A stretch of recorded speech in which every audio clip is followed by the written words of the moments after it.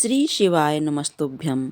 शनि प्रदोष व्रत इसलिए महत्वपूर्ण है क्योंकि यह न केवल भगवान शिव की पूजा के लिए बल्कि शनि देव को प्रसन्न करने के लिए भी रखा जाता है। शनि देव को न्याय के देवता माना जाता है और उनके अशुद्ध प्रभाव से बचने के लिए ही लोग शनि प्रदोष का व्रत रखते हैं।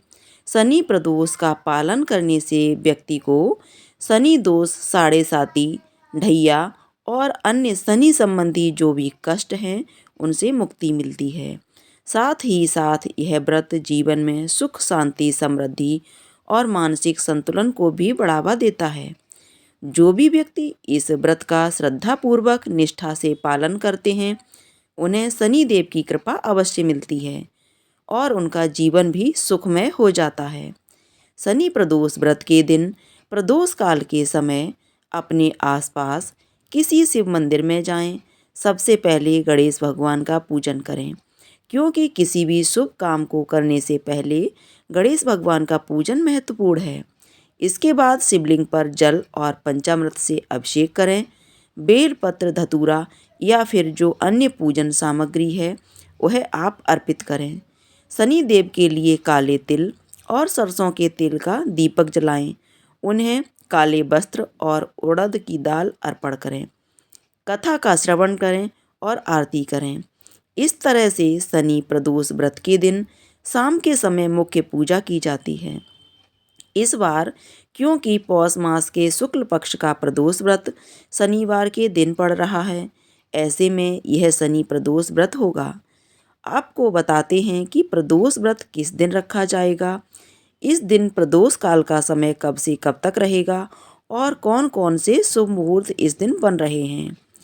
इस बार त्रयोदशी तिथि प्रारंभ होगी 11 जनवरी शनिवार को सुबह 8:22 से और त्रयोदशी तिथि समाप्त होगी 12 जनवरी रविवार को सुबह 6:33 पर।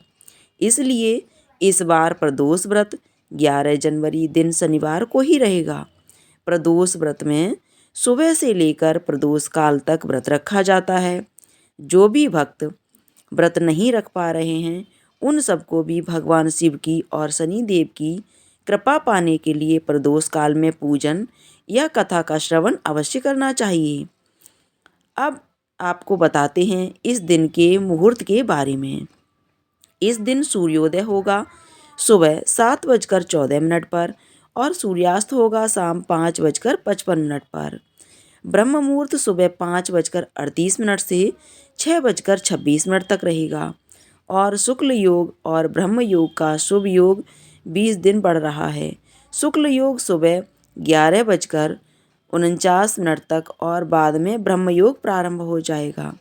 अभिजीत मुहूर्त दोपहर 12:13 से 12:56 तक रहेगा। राहु काल का समय सुबह 9 बजे से 10:30 तक रहेगा। अगर हो सके तो सुबह की पूजा आप राहु काल का समय प्रारंभ होने से पहले कर लें तो अवश्य अच्छा रहेगा। अगर मान लीजिए यदि आपकी कोई विशेष मनोकामना है तो अभिजीत मुहूर्त में आप भगवान शिव और शनि देव से संबंधित कोई भी खास उपाय कर सकते हैं।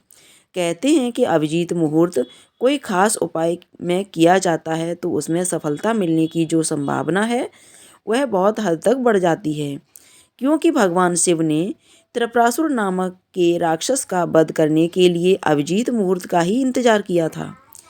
11 जनवरी शनिवार को प्रदोष काल का समय रहेगा शाम 5:10 से 6:40 तक। तो शाम की मुख्य पूजा आपको प्रदोष काल के समय में ही करनी चाहिए।